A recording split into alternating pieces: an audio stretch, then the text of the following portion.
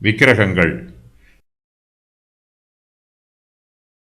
அஞ்ஞானிகளுடைய விக்கிரகங்கள் வெள்ளியும் பொன்னும் மனுஷருடைய கை வேலையுமாயிருக்கிறது.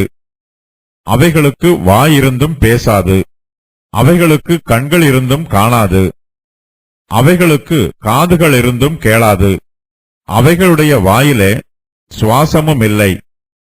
அவைகளை பண்ணுகிறவர்களும் அவைகளை நம்புகிறவர்கள் யாவரும் அவைகளைப் போல் இருக்கிறார்கள். இஸ்ரவேல் குடும்பத்தாரே, கர்த்தரை ஸ்தோத்திரியுங்கள். ஆரோன் குடும்பத்தாரே, கர்த்தரை ஸ்தோத்திரியுங்கள். லேவி குடும்பத்தாரே, கர்த்தரை ஸ்தோத்திரியுங்கள். கர்த்தருக்கு பயந்தவர்களே, கர்த்தரை ஸ்தோத்திரியுங்கள்.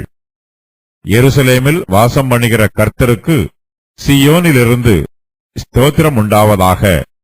அல்லேலூயா. கர்த்தருடைய பிள்ளைகள் கர்த்தரை மாத்திரமே ஆராதிக்க வேண்டும். கர்த்தரே ஜீவனுள்ளவர், அவரே பெரியவர், அவர் மாத்திரமே நல்லவர். விக்கிரகங்களுக்கு ஜீவன் இல்லை. அவை அஞ்ஞானுடைய வெள்ளியும் பொன்னும் மனுஷருடைய கைவேலையுமாய் இருக்கிறது. சங்கீதக்காரர் விக்கிரக ஆராதனைக்கு விரோதமாக கர்த்தருடைய பிள்ளைகளை எச்சரிக்கிறார். புறஜாதியார் ஆராதிக்கிற விக்கிரகங்களை பற்றி சங்கீதம் 115 4 முதல் 8 வரை உள்ள வசனங்களில் இவ்வாறு சொல்லப்பட்டிருக்கிறது.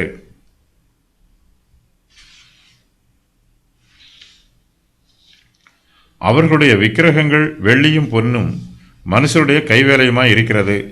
அவர்களுக்கு வாயிருந்தும் பேசாது, அவைகளுக்கு கண்கள் இருந்தும் காணாது, அவைகளுக்கு காதுகள் இருந்தும் கேளாது, அவைகளுக்கு மூக்கிருந்தும் முகராது, அவைகளுக்கு கைகள் இருந்தும் தொடாது, அவைகளுக்கு கால்கள் இருந்தும் நடவாது, தங்கள் தொண்டையால் சத்தமிடவும் மாட்டாது.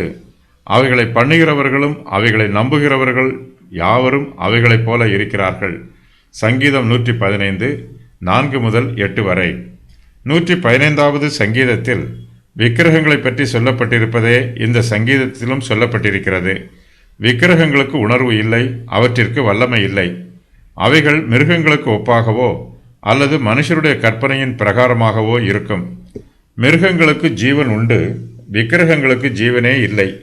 ஜீவன் இல்லாத விக்கிரகங்களை ஆராதிக்கிறவர்களிடத்திலும் ஜீவன் இல்லை. இஸ்ரவேல் குடும்பத்தார் புறஜாதியாரைப் போல விக்கிரகங்களை நம்பக்கூடாது. அவர்கள் கர்த்தரை மாத்திரமே நம்ப வேண்டும். கர்த்தரை மாத்திரமே ஸ்தோத்திரம் பண்ண வேண்டும். கர்த்தரே மெய்யான தேவன். கர்த்தரை மாத்திரமே ஸ்தோத்திரிக்க வேண்டும் என்று சங்கீதக்காரர் இஸ்ரவேல் குடும்பத்தாருக்கு ஆலோசனை சொல்லுகிறார். இஸ்ரவேல் குடும்பத்தாரே, கர்த்தரை ஸ்தோத்திரியுங்கள். ஆரோன் குடும்பத்தாரே, கர்த்தரை ஸ்தோத்திரியுங்கள். லேவி குடும்பத்தாரே, கர்த்தரை ஸ்தோத்திரியுங்கள். கர்த்தருக்கு பயந்தவர்களே, கர்த்தரை ஸ்தோத்திரியுங்கள். இந்த வசனங்களில் இஸ்ரவேல் குடும்பத்தார், ஆரோன் குடும்பத்தார், லேவி குடும்பத்தார், கர்த்தருக்கு பயந்தவர்கள் ஆகிய எல்லா வாக்கியங்களும் கர்த்தருடைய ஜனத்தை குறிக்கிற வார்த்தைகளாகும். சங்கீதம் 115 9 முதல் 11 வரை உள்ள வசனங்களில் இஸ்ரவேல் புத்திரர் கர்த்தரை நம்ப வேண்டும் என்று சொல்லப்பட்டிருக்கிறது. இஸ்ரவேலே, கர்த்தரை நம்பு, அவரே அவர்களுக்கு துணையும் அவர்களுக்கு கேடகமுமாய் இருக்கிறார். ஆரோன் குடும்பத்தாரே, கர்த்தரை நம்புங்கள், அவரே அவர்களுக்கு துணையும் அவர்களுக்கு கேடகமுமாய் இருக்கிறார். கர்த்தருக்கு பயப்படுகிறவர்களே, கர்த்தரை நம்புங்கள், அவரே அவர்களுக்கு துணையும் அவர்களுக்கு கேடகமுமாய் இருக்கிறார். சங்கீதம் 115 9 முதல் 11 வரை. கர்த்தருடைய பிள்ளைகளாகிய நாம் கர்த்தரை நம்பவும் வேண்டும், அவரை ஸ்தோத்திரிக்கவும் வேண்டும்.